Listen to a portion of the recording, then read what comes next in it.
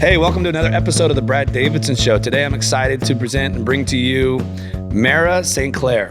Marra, I met just a few weeks ago, was it? A month ago, maybe? Yeah, about that. So about 2 years ago, I got introduced to something called human design. And I looked into it, it was super cool. I kind of got a little reading done on it, but it kind of went over my head. And over Christmas time, one of my good friends, clients, Raquel Perry, gifted me a human design session with Marra. So I said, yeah, I want to do it. And holy cow, it rocked my world. I felt like this woman jumped in my soul and was telling me things about me that I know I've never shared with anyone. I'm like, how the hell do you know this? It was phenomenal. It's been a very, like I like to share on here, my journey, my experience, things that have really had a massive impact on me. And this has been huge. So I'm really excited to sit down with her, talk about this whole human design thing, what it is, because it blew my mind and it has had a massive impact on my life just over the last couple of weeks of really understanding and implementing the ideas that Marra taught me. But before we start, I want to remind you, make sure you download your chart. If you go to her website, Marra St. Clair, MarraStClair.com, there's a little button top right, it's green, it says get your chart. Download your chart before you listen to this. So hit pause, go download that right now, because we're going to dive into each of the types so you get a pretty good understanding of what this thing is for you personally. So Marra, thank you for being here. Yeah, thanks for having me. I'm excited. I also want to share, Marra brought some incredible tea. That's what we're drinking out of these little cups here, little bowls. I'm not a big tea guy, but holy cow, this is phenomenal. So before we start anything else, What is this stuff? This is Living Tea. It's from a company called Global Tea Hut. And I know a lot of people that listen to your show are local. There's a little place called Village Tea Hut on Old Newport Boulevard that sells it. It is ancient living tea, and it's part of my daily practice. I do a tea meditation every day. It's part of what has helped me really connect with human design work, connect with my soul, helps me better connect with my clients. Oh, I love it. It's so good. I highly recommend it. So let's start off. Give us an idea of what this thing human design is. Like, what is this that you just put me through a few weeks ago? So the way that I use human design is as a self-awareness tool. So what really the system is a synthesis of many different other ancient systems. So it takes the Chinese I Ching, the Kabbalah tree of life, the Hindu chakra system, and the astrological transits at the specific date, time, and location of your birth. It quantifies all of that information into something that's called the body graph chart, which if you went to the website and you pulled your chart, that is what you're looking at. It's your body graph. And when you look at that, it gives you access into information about how you're meant to work with your energy to find flow and minimize resistance in life. It tells you how you're uniquely designed to make decisions, to find alignment. It gives you insights into all different aspects of yourself as a way for you to cultivate relationship with yourself and build self-awareness. I love it. So yeah, the chart is pretty wild looking if you're looking at it. So let's start with, and you can, I'm going to butcher this a little bit, but from my understanding, let's start with there's 5 different types. Like I'm a generator. Yeah. Right? So what are the 5 types of human design? Yeah. So it's an archetypal system. So there are 5 types, and then there's tons of nuance below that. So we break it down into the 5 types of generator, manifesting generator, and I'll go into what each of these means: projector, reflector, and manifester. And so this is the high level. Each person falls into one of these 5 types. However, it feels important to say that there's billions of combinations of charts that come up below that type, if that makes sense. And that's what all like the numbers and stuff like that are all over the chart. And one's called like your authority or something like that. Yeah, so authority is how you make decisions, right? Which is going to be different for each person and is not necessarily connected to their type, right? They're separate attributes of the chart. So do you want me to break down the 5? Yeah, let's do that. That'd be awesome, because this just fascinates me. Okay. So for you, you're a generator. Yes. Right? And so what generators are, they are builders, are sustainers, people that are here to infuse life force energy into the world. And when someone's a generator, when they are spending their energy on things that light them up and excite them and really feel deeply satisfying to them, this is when people like you, and I'm also a generator, bring our best energy forth into the world. And we're the ones that are here to like wake up each day and get the job done. As long as we're spending our energy on things that really feel satisfying and light us up, we can go to bed each night totally exhausted, leave it all on the table, nothing left to give, get a restful night's sleep, and wake up the next day and do it again. This is the generator living like in their purpose, in their flow. Okay, so that's high-level generator. Then there's also a manifesting generator, which is connected, right? They share that generator piece in common. The difference is that a manifesting generator also has this mix of initiating energy built in, right? And generators do too, but manifesting generators tend to be like more multifaceted, like lots of balls in the air. It feels correct and healthy for them. Like, I know one of those, Raquel. So, for a manifesting generator, they need to follow that satisfaction, that deep level of being lit up and feeling like their guts in a decision in how they spend their energy, but also it's correct for them to have lots of things going on. Whereas for a generator, we might do better if we kind of narrow our focus into one area, at least for a period of time. And there's different ways that we can work with this energy, right? So it's like, today I work on this, tomorrow I work on that. Whereas for a man-gen, it's going to be like, man-gen is short for manifesting generator. It's going to be a little bit more like mixed up, let's say. Gotcha. Yeah, less So linear. me being a generator, when I get my hands in too many pots, that's why I start to get like worn out, frustrated, irritable. Yeah, and I get a lot of nothing done. Totally. Yes. I've experienced that. Yeah, so that's a situation where it's like, I did so much today, but I really don't know what I got done. I know that feeling. Right? Yeah. And manifesting generators can do this, get into that too when they get too full. So one of the lessons for a manifesting generator, because they're meant to have lots of balls in the air, but also is to know like there is a point at which you're too stuffed. Right? And something has to go. So the lesson is like, how do I let go of things as quickly as I enter into them? Okay, got it. Right? Okay, so the next one, I'll try not to go too deep in each one so we could get through the 5 first. But the next one, let's talk about manifestors. So the manifestors are here as really the initiators, the sparks. These are people that are here to be bold, to innovate, to infuse new things into the world in creative, new, and different ways.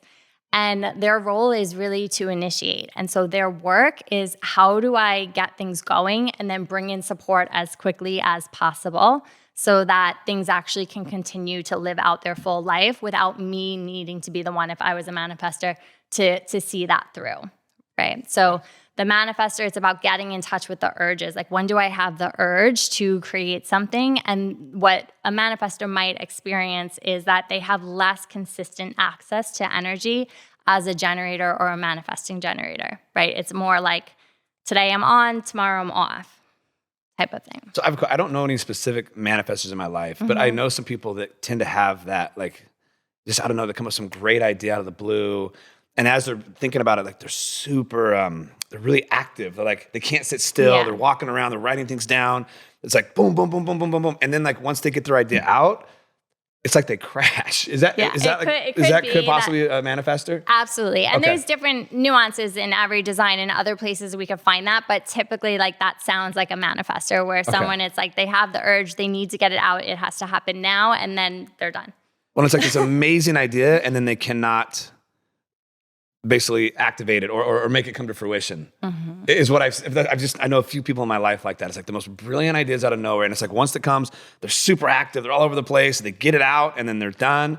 And if someone else doesn't grab it and run with it, it just kind of dies off. Yeah. And that's the key piece, is like being aware, okay, if this is your design, if you are someone that's here as the spark and the initiator, and honoring that, but also pulling in support. And we'll talk about one of the ways that you do this for each type, like how are the ways that we find flow. For manifestors, it's interesting, but we'll loop back to it. Okay, We'll loop sweet. back to it. Yeah. Okay, so then the next type that I'll talk about is reflectors, and this is a really rare piece of the population. It's only about 1% of the population. And so a reflector is really someone that's here, in business we call them evaluators.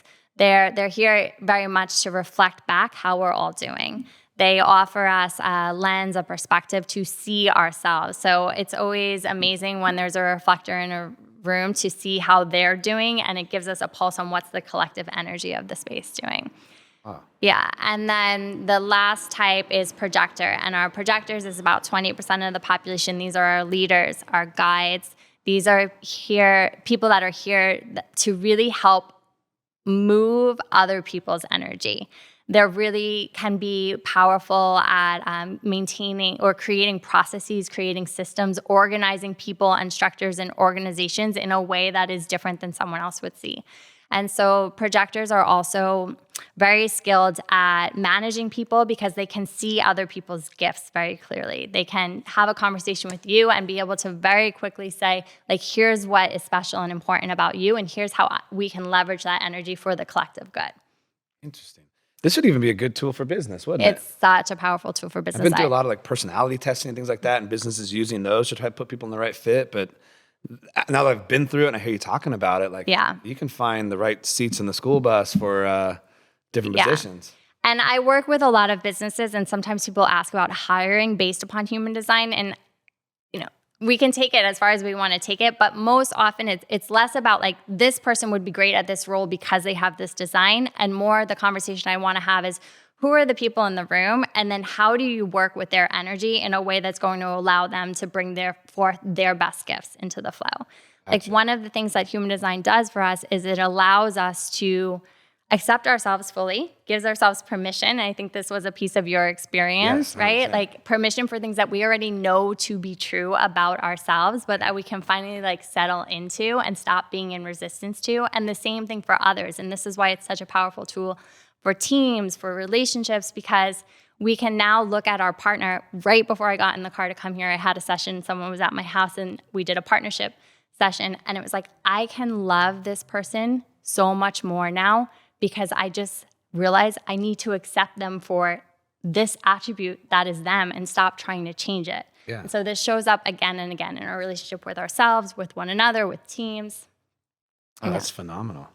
I love the part where you just talked about giving ourselves, I don't know the word you used, I blanked on the word you used, but permission. Permission, thank you. I want to give a perfect example of this, because we were just talking about this before we started. Right before I met with Marra, I've been a speaker for, 13 years now. And I was doing anywhere from 60 to 110 speaking engagements a year. I've all over the U.S. I spoke in all 50 states, and I'm good at it. But I hated the travel, the loneliness. I loved being on stage. I hated everything else that went with it. I would miss my kids. I would miss important events of theirs because I would schedule a year in advance. And I just got so fed up after my last trip I was on. And my gut has been telling me for years, like, this isn't where you're supposed to be. This is not what you're supposed to be doing. But I was good at it. It was good money. It was safe. And so I wouldn't pull the plug on it. And after the last trip I had, I missed 2 of my daughter's volleyball playoff games. I traveled like 36 hours of travel, and I get it right up on stage without sleeping for 36 hours. And it was horrible. I came home and pulled the plug. And then I had guilt. I had shame. I gave up. I was scared. There's some security there. And then after I met with you, that came up. And all of a sudden, ever since then, I just met with a buddy earlier today, and he's traveling, and he ended up making his flight home earlier because he just missed his kid. He just wanted to get home. He was tired of being on the road. I'm like, thank God I don't have to deal with that anymore. Like, it was such a freeing thing for me to be like, I made the right decision. Yeah. And that freedom was huge for me because I was losing it a little bit. Like, oh my God, I made a mistake. Maybe I should get back on the tour. But no, it's been great for me. Yeah. So, I mean, I'll still do my big fun events that are like highly engaging and really fun, but it was just small cities all over the U.S., a 3-hour event here and then get another plane for a 3-hour event somewhere else. Like, I just cut all the small stuff, and it's been phenomenal. So what was the thing in our session that made you shift into action around that decision? It was you told me that I needed to trust my emotions. So it would be a gut instinct. There'd be intuition, and then it was listen to your emotions. Frustration is the key that what you're doing is wrong. And I was stuck in airports and delays, so frustrated. I'd get to an event. I'd have a good event, and then afterwards, so frustrated, I'm sitting in a hotel room by myself. There was just massive frustration everywhere. Yes. Yeah, I love that. Okay, so that takes us into what are the signpost sensations? Because it's different for a generator than it is for another type. So for you, that frustration was a piece that led you to understand, wait, I'm not actually designed to be frustrated on the regular, because some types frustration is a more familiar sensation because they have less access to energy. But as a generator or manifesting generator, your design when you're living in alignment in flow is that the energy is available for the things. Yeah. And so when you're having to over effort or feeling frustration on repeat, that's your moment where it's like, okay, this is not bringing satisfaction, because satisfaction is the on track sensation for you. Yeah. Okay, so then for manifesting generators, it's those two. So it's same, on track is satisfaction, off track is frustration, but there's an added layer because it takes that manifestor piece, right? So for a manifesting generator, it's also, am I at peace? Right? Because this is the type that, remember, has lots going on, and that's natural. At the end of the day, when they drop into bed, yes, am I satisfied? But also, like, do I have a sense of peace around how my energy was spent? The other off-track sensation for a manifesting generator is anger. So this is something where it's like, if they're repeatedly finding themselves angry about a situation, that's their moment to course correct. Now, for a projector, remember, our projectors are our leaders, our guides, our visionaries. Their gift is how they see and not what they do, right? So projectors are really the people that, when I said they sit in front of you, they're going to be able to pinpoint, like, here's what's amazing about you. And for them, what they're looking for is a sense of success. That's their on-track sensation. Success is not going to come from necessarily the doing, like it does for a generator, that feeling of success. But for them, it's going to be like, are they feeling deeply seen and recognized? And if they're off track, what they're going to feel is bitterness. And bitterness comes up when they're in situations where they're not seen and recognized for their gifts, right? So each type, what I'm getting at, has different nuanced sensations. And it can sound, if you just listen like zoomed out, generic. But what my experience is, again and again, is the ones that are specific to the type are the emotions that actually like trigger something within someone. So it's funny because so when I get on stage, I loved that feeling. It was that it was the right feeling, like presenting what I'm passionate about. I love that. It was everything around it that created my frustration. So my solution was, well, I'm just going to start a podcast. I'll still be able to present my information. I'll still be able to get it out. I'll do my big events live, and then I'm going to do a podcast every week. So I get the same like love, feel, excitement that I would get on stage without, like, we're done here. I get to go home and see my kids. Yeah. Like it's beautiful. So that, as you explained it all to me, I'm like, oh, that's why that worked out so well for me. Yeah. I got rid of the part that was destroying my energy and ruining it for me, but still kept in my lane of passion and enthusiasm around this kind of stuff. Yes. So Yeah. And so for each type, there's also the strategy, right? Of how do I find alignment, right? What is the way I move through life in order to find aligned opportunities? And for you, it's to be in response. I don't know if you remember our conversation around that. Like, you're not someone that's meant to like seek and chase and push and effort your way. You're meant to spend your energy on the things that light you up, and then kind of sit back and allow the things that are meant for you to be pulled into your orbit and just respond to what's in front of you. Yeah. Right? And so what's important is that you're spending sufficient time in this place of deep satisfaction so that correct opportunities can be pulled to you. Yeah. Right? And then the other thing that sometimes people bring up is like, well, what if I just feel like there's no opportunities coming, right? And this is when you need to spend more time on things that light you up and are exciting. What happens is we get into these patterns of, being in a space where you're doing all this traveling and you're tipping over, not into exhaustion, which is a natural state for you to get to, but into depletion. Like, it's literally sucking your energy and it's lowering your magnetism. And so once you start to add in the things that are satisfying, and it can be small things, it can be sitting with my bowl of tea, right? And this is a small thing, and really reconnecting to what that feels like in that moment so that you know what you're looking for when it's in front of you, right? It's funny. Like, so right now I'm in a situation where I have something that came to me. This gym that I just opened up at the Marriott Hot Springs Resort, it just showed up like a phone call, and it's like, hey, how close are you to this place? You want to open a gym there? Yes. Like, it just fell in my lap. And okay. So when you said yes, what did you feel? Like, there was no. So I intuitively feel it. I always have. Yeah. It was just like, there was no doubt. It was a yes. I love that for you. Yeah. Yes. And the gentleman who put it in my lap, I've known for years. Like, it was just like, yes, there was no second thoughts about it. And as soon as I said yes, there was no regrets. There was no worry. And it's been this really hard project. It has been a grind. But when I get home at night, I am exhausted, not depleted. I love that. When I was traveling, speaking, running myself into the ground, I would become depleted. So like I get to a point where I just couldn't even function. I just hit a wall. I get sick. Yeah. Everything would just come crashing down. Like now it's like, yes, I'm doing a ton. I'm super busy. I'm up super early. Like I'm driving to Marietta at 3:30 in the morning to get out there a couple times a week. Yeah. But it's like I get home at night and I'm sleeping great, all that stuff. It's a much different feel for me to be exhausted versus depleted. Totally. And it took me a number of times of hitting depletion to realize that's bad. It's such an important distinction. Yeah. And for generators or manifesting generators, which is most of the population, like combined, these two types is about 70%. So we're speaking to most people when we talk about these types. But paying attention to the quality of our sleep is very, very telling for us. Yeah. Because when we are spending our energy in ways that are in alignment, we sleep well. Yeah.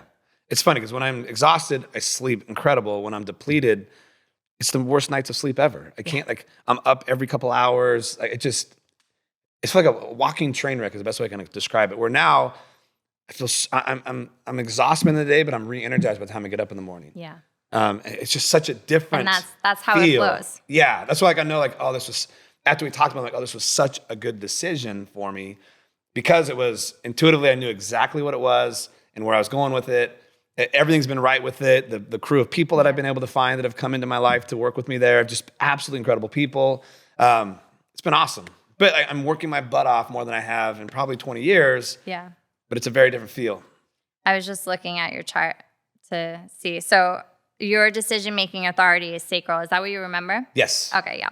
I wasn't sure if my printer was just out of ink on this section. But so as a sacral decision maker, the fact that you had that knowing in the moment is correct for you, right? Yeah. You didn't even take inventory. The opportunity came to you. You immediately responded to it based upon this bodily internal knowing of your yes, right? So this is you living out your human design authority. Your human design authority is called sacral, which basically means there is truth in the moment. And that truth comes from your body. And so what you want to attune to is paying attention to contraction is my no, expansion is my yes. Leaning in is my yes. Pulling back is my no. It's a very physical, visceral response that happens. And what happens is when you don't honor it in the moment and you wait, right? And I'm not saying be reactionary. There's still a beat and a response that happens when you take notice of what's happening in your body. But when you give yourself too much time, then you're back into your mind. And then you're allowing this moment or many moments where your mind is doing mental gymnastics and talking you out of what your body already told you was correct for you, right? Yeah. And so... And that's been most of my life is that I have an initial yes or no feel and then I'll let my mind get into play of it. And it always screws it up for me. For most people. And this is the most powerful and potent piece of human design, in my humble opinion. Like, I feel like there's so much information that I look at in someone's design. There's layers upon layers, and we could have conversations and conversations endless.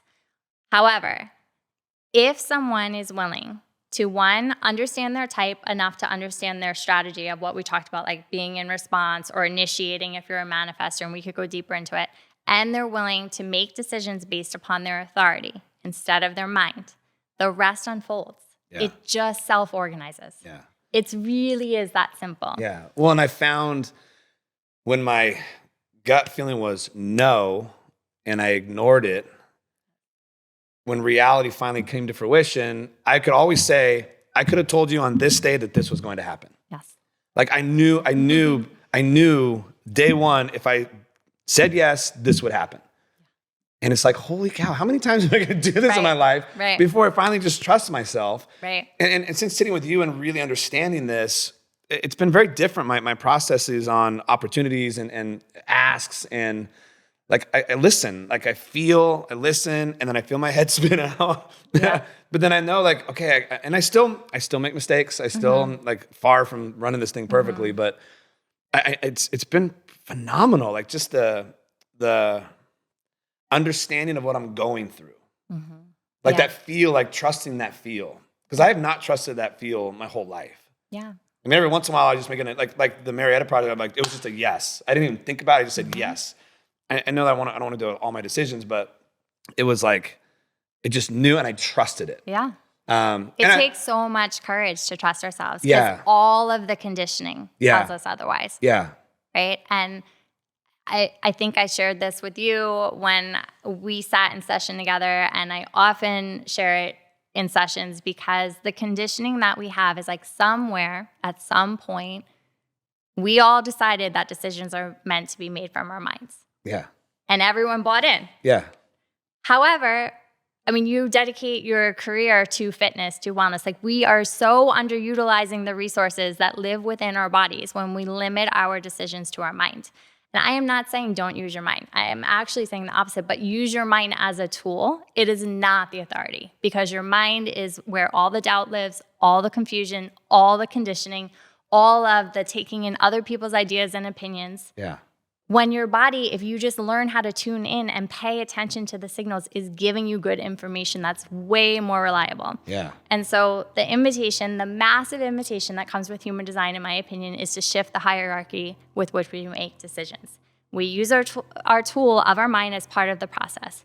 That's our cognition, is where we look at the pros and cons, we evaluate the situation, we pull in different perspectives, we organize the information. And then there has to be a handoff moment where that's complete and we return back to our body and the truth that lives in our body, because this is our most reliable source of information. We've been very separated from that, haven't we? We're so disconnected from it for a myriad of reasons. Yeah. It's funny, like the thought I just had is like, we're all different. Yet we've all been trained to like live life the same way. Yeah. Yeah. But the typical way has been told to make decisions doesn't work for me. Yeah. So that's one of the freedoms I got from this was, oh, we are different. And I knew that. Yeah. But as I sit here and listen to you talk and as I went through our thing, I'm like, oh, we're all being told like this is how you live life. Yeah. But it's very different for people. And there's nuanced differences. So your sacral, it's very bodily, right? It's very much what we've been speaking about. Now, some people are intuitive decision makers. And it's a whisper or a sensation, and it's quick. And they have to really learn to tune in and listen and kind of do what you did in this conversation, which is like look back in your life for the evidence of when you didn't follow your intuition and how did that work out, and vice versa, right? Like we have. And I feel it in my gut. Like, yes. It's nothing in my mind. It is my gut. Yeah. And I know when it's a yes feeling and when it's a no feeling. Yeah. A lot of teachers in human design will call sacral authority trust your gut. Yeah. Trust your gut. That's it. Where trust your gut. It. Yeah. Now, there's a large population of people that are emotional decision makers, which is a little bit different. And it's not that they don't trust their gut, but the truth is not in the moment. Whereas for you, it's very immediate. Like if you're listening and you're tuned in, like your body knows in that moment. For an emotional decision maker, they're really meant to wait for clarity to emerge over time. So when it's a big decision, even if they feel like they have a knowing in the moment, to take a beat, sleep on it, maybe sleep on it a couple nights, and then come back. Because what happens with an emotional decision maker is there's going to be a wave of emotions that take them up and take them down and take them up. And somewhere in the middle of that, there's sort of like this calm neutrality that's not emotionally charged. Now, the tricky part for emotional decision makers is they're not going to get to certainty. I'm one, so I'm deeply familiar with the pain of really efforting to get to certainty when it's just not how I'm designed. And so for me, like this is one of the things that really shifted my life is getting comfortable moving from 70% sure-ish and the freedom that has come with that. Yeah. And so for each person, there's 7 different decision-making authorities, and they all have their own nuance to it. But interesting. Yeah. So what are some of the other facets of human design that you can like read with people or teach people in regards to? Yeah.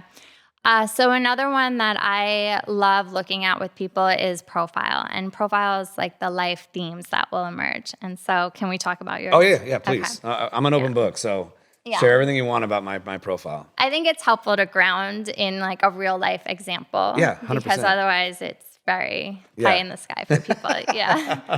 So the 3-5 is your profile. Yeah. And the 3 is basically about being an experiential wisdom gatherer. Is that can I say something before you start this? This is wild to me. So my number in sports was always number 5. Wow.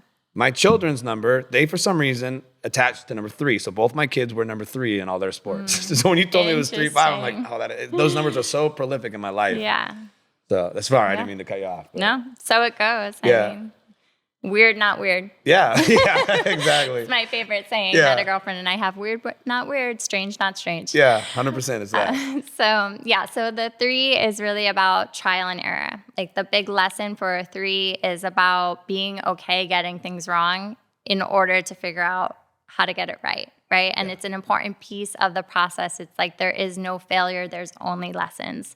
And for you, the more you give yourself permission to try different things and experiment, and like starting this, and maybe it's working for a little while, and then at some point it doesn't work, and being okay with that and freeing yourself from it and pulling your energy quickly, right? And so that's the 3. It's really about the layers of the experiences of your life building upon one another. And that's why we call it the experiential wisdom gatherer. Like you are here to have real life experiences. And for you, paired with the 5, which is the second number, the 5 is about, it's a leadership profile. It's about sharing it. So how interesting, Yeah, I know. right? That you sit here and share your real life experiences with people through this platform or previously on stage. And so you're really beautifully living out your design in that way. Now the 5, it comes with a projection field. And we talked about this a little bit, where sometimes what can happen with the 5 is there's a little bit of this savior energy, like people latch onto your energy, especially because generators pull people in anyway, and feel like you can help them with things that maybe aren't in alignment for you. And so this is where you have to circle back to your inner sacral, like gut knowing response if something's correct for you or not. Because if you end up committing your energy to help the person out, and it's not something that's in alignment for you, or not something that lights you up and satisfies you to be involved in, and then you end up underperforming and they're disappointed, and the challenge is you're more disappointed. And you will be harder on yourself, and it takes a little bit to recover from something like that. Yeah. And so that's kind of the 3-5 combined, what that looks like. But profile is a really beautiful place for people to lean into and really understand like sort of the themes that allow them to live out their purpose. Yeah. So I love that for me, because with what I do, I've learned from some of the best in the world in different arenas. And they always have like this, they know everything, they have an answer for everything. And I've never been that type. But it was always worked well for me. So I always felt like, oh, I'm not worthy to share this information because I don't have all the answers. I don't really know. I just know this worked, that didn't. Here was my experience. And when I've stuck to that, it works really well. When I tried to be more like that, like guru-ish, like here's all the answers, here's what you have to do, it's never worked well for me. So when you told me that, I was like, oh, that dials in. Because how I always learn is to experience. Yeah. I read Human Design. And how I took it was completely different than how I experienced it with you. I had a lot of those experiences with mentors throughout the years. I would listen to them, I'd read their books, I'd read about their programming. And then what I learned to do is like, just go do whatever it takes to go spend a week with them or go through their system. And it was always so different than how I perceived it in the book. Yeah. So like, I've always learned best that way. It was from experience.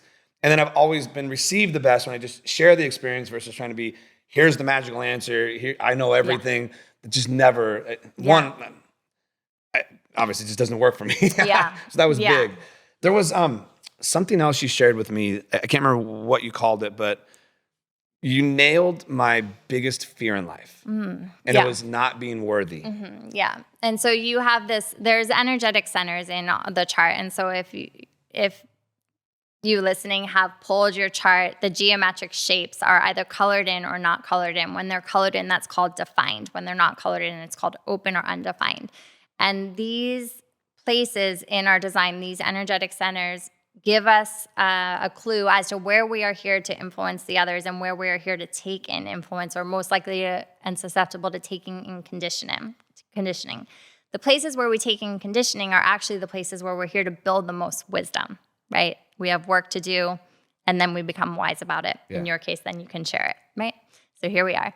So for you, your center that is undefined, or one of the undefined centers in your chart, is the heart. The heart center, some people will call it ego center in human design, is the home of willpower. It's also the home of worthiness and value and self-worth, right? And so it's the home of our desires. It holds a lot in the center.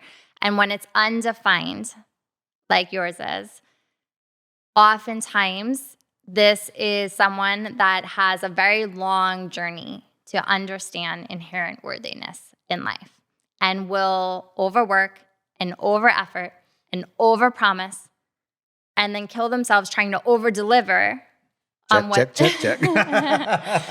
in order to show their value, to show their worthiness, right?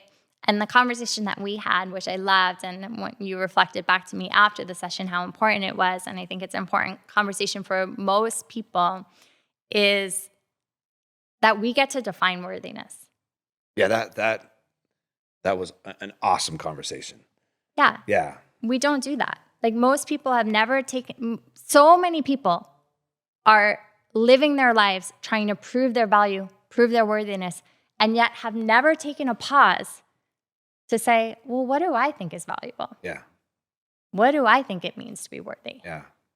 And when we do that, if we take that moment to add a little bit of definition around that for ourselves, then we remove this moving target of what it means to be worthy, right? And now we have our own definition, in which case then we say, okay, well, how am I doing against what I view and deem to be worthy, what I view and deem to be valuable? It's funny because I stopped and did that. And I'm still in the process of doing it, but I spent my whole life like, oh, if I just looked better, I would be more worthy. If I just had these level of clients, I'd be more worthy. If I speak on stage, I'd be more worthy. And every time I'd hit the target, I'm like, God, I'm still empty. And so I sat down and I went through that process. Like, what is it to me that is worthy? And the things I came up with are so different than the things the world tells us creates our worthiness. Yeah. Like drastically different. I'm like, oh my God, no wonder I've been so miserable gunning for these things over here the world says it will make you worthy when these were the simple things that are important to me. Totally. The world wouldn't look at these things I laid out and be like, wow, that makes you an amazing person. But to me, it's like, these are the most valuable things to me. Like, I don't care about that stuff. Like, I hit all these markers and it was always so miserable. But as I started focusing on these simple things, like one, being a highly present, engaged father with my children. Like, beautiful. That provides such like happiness, such worthiness. My kids look at me and like, they just love that I'm playing with them. I'm doing crazy things with them. I'm engaged with them. I'm at their things. Like that to me is super valuable. But the world's like, no, you need to go out and make more money for them. They don't give a rat's ass about that. And guess what? You're doing that at the expense of those things that you actually feel are valuable and worthy. Yeah. So once I stopped being on the road all the time, I'm home more. My kids love it. I get home, we go out and shoot hoops. Or I hit the volleyball with my daughter. We just sit and watch TV together. Like, that to them is so much more valuable than me being on the road, making more money, being a speaker. They don't care about that. Right. And I realized I didn't either. Like, I'm like, oh my gosh. So that was really, really huge for me. So thank you. You're welcome. Thank you for receiving it. Yeah. I mean, that has been, I've been chasing that my whole life. That has been like the biggest hole inside of me was, what is worthiness? Like, how do I find that feeling of being worthy to the world? Because all the things I was chasing was horrifically a huge letdown every time I would hit it. It can be distractions. Yeah. And I hit it and be like, okay, well, that wasn't it. Well, it must be this thing over here. So I just like bounce from thing to thing. And I mean, when I hit, like my life, as you guys all know, like fell apart at a certain point, and I was just sitting at rock bottom, having no clue what I was doing. And then what I did was like, life came back online after COVID, and I just started trying to pursue these things again. And it was like, well, I wasn't happy up there. I wasn't happy down there. I'm still not happy. And as I laid out my things that were important to me, that I could find worthiness in, I was like, oh no, I have not been pursuing any of these things. I thought by doing those things, these things would get better, but it's just these simple things for me. That's amazing. Yeah. Yeah. Good work. Yeah. Thank you. Thank you for like, that was probably the most freedom and the most reward I got from our meeting was that simple thing that you told me. You get to define what that is for you. Because no one's ever said that before. Yeah. It was always like, oh, you get here, it's there. Oh, you hit this thing over here, it's there. I'm telling you, it's not at any of those things. It's not. So so now to be able to redirect my energy, okay, these are the important factors. It's been awesome. So freeing. Yes. And it's so funny because, it's super satisfying. Yeah. I think that's one of the reasons I'm sleeping better at night is like the things I'm now gunning for worthiness are I know exactly, they're highly defined. Yeah. And it's very closely linked to you actually being able to live out in alignment with your design, right? Yeah. Because it is deeply satisfying when we're honoring what's important to us. Yeah. Right. But we get distracted and we get really confused and very conditioned. 100%. And the simple act of like another one of my things outside of my children is what we talked about. Go try things and fail, and then share that.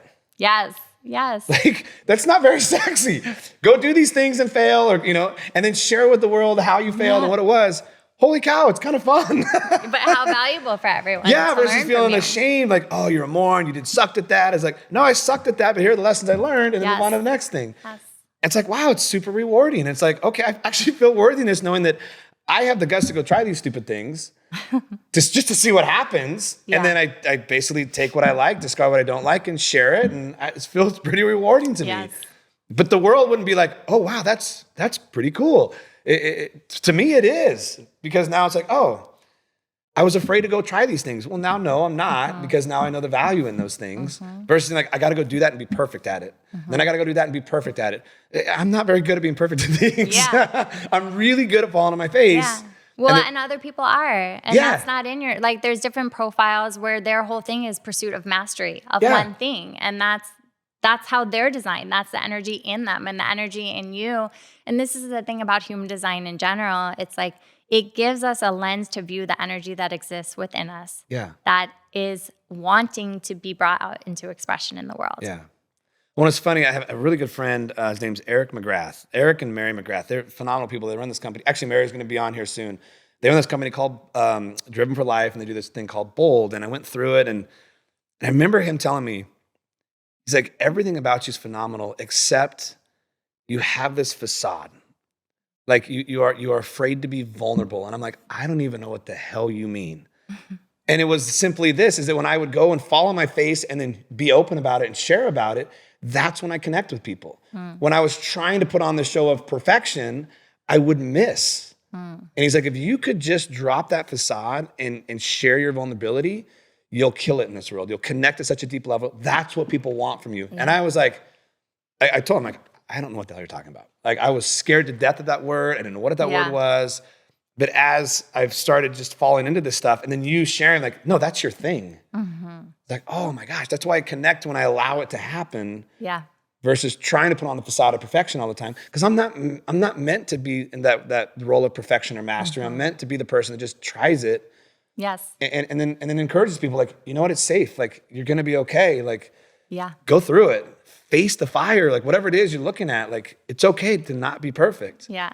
And I'm loving hearing you give yourself so much permission to just be who you already are. Yeah. And this is the magic. It's so simple. Yeah. And it's, I needed the, I guess I needed the support or the, hey, this is okay. This is who you are. Yeah.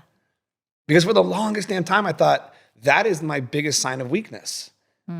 Because that's what the world says. The world says, like, as a man, don't go out there and be vulnerable. Yeah. Don't go out there and cry in front of the world, right? Like, don't do that. These are things you've made yourself wrong for. Yes. Yeah. And so my whole, I would, like, what? I would cry. What is wrong with me? Why? Men don't cry, And I remember hearing that a lot growing up. And then I saw, like, my father later in life, all of a sudden all his emotions started to come out. So all of a sudden he started demonstrating. I'm like, what the hell are you doing? You're not supposed to do that. And he's like, I don't know, I can't stop it, I can't control it. It's like, he went from, like, never showing emotion to the complete opposite of he could not show his emotion. And it's like, whoa. But there's so much, what I found from my type, who I am, especially talking with you, like, there's so much power in this. There's so much power. Yeah. And so much permission and so much self-understanding. Yeah. When I get a lot of feedback of, like, your vulnerability is your strength. I'm like, holy cow, I thought that was my biggest weakness ever. Like, I still struggle with that one a little bit because, as a man growing up in this world, like, your vulnerability is not a sign of strength. It's not that thing that's deemed, but giving people the freedom to know, like, oh no, it is a sign. There is a place for it. There is a need for it. Yeah. And then you sharing me, like, you're made for this. I'm like, holy cow. Yeah. I mean, the conditioning runs deep. 100% Right? It does. From family, from society, not wrong, right, good, or bad. It just is. It's a function of living in society and the world. And so these tools like human design that give us a different way to orient towards ourselves and give us a different way to relate to ourselves, they're wildly helpful. Yeah. And we take the pieces of them that are supportive, and the rest you do what you want with. Oh, I love it. Yeah. Well, we are running out of time. That went really fast. I knew it would be. It did go fast. But to wrap up, it's a perfect place to start. Please tell people where they can find you. Yeah, so I have my website that you already directed people to. It's marrastclair.com, and definitely look up your chart if you haven't yet. And you are welcome to, I don't know if I'll regret saying this, but send me a screenshot in DMs in Instagram, and I'll tell you like my first glance of what I see. Yeah. And I'm on Instagram at my name, Marra St. Clair. Perfect. Thank you. I highly recommend getting your chart done and then setting up a time to sit down and do a deep dive with Marra, because it is the most eye-opening experience I think we can have in regards to getting a true understanding of like you just heard, kind of the things that came up with mine. Yeah.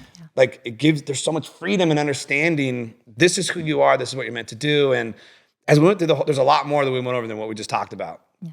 I have pages and pages of notes, and just every time it's like, whoa, how do you know that about me? Like some of my deepest desires, she knew. I'm like, I don't talk about that stuff. Like I don't even know you. It was pretty wild, but I highly recommend it. It's something that I really think everyone should do. It just is so eye-opening, and there's so much freedom and understanding how you're designed to live as a person. Understanding we are all different, but we are all trying to live the same. And just to give yourself the freedom to live how you're supposed to live, I think is incredibly powerful. So thank you for being here. Thank you. I appreciate it.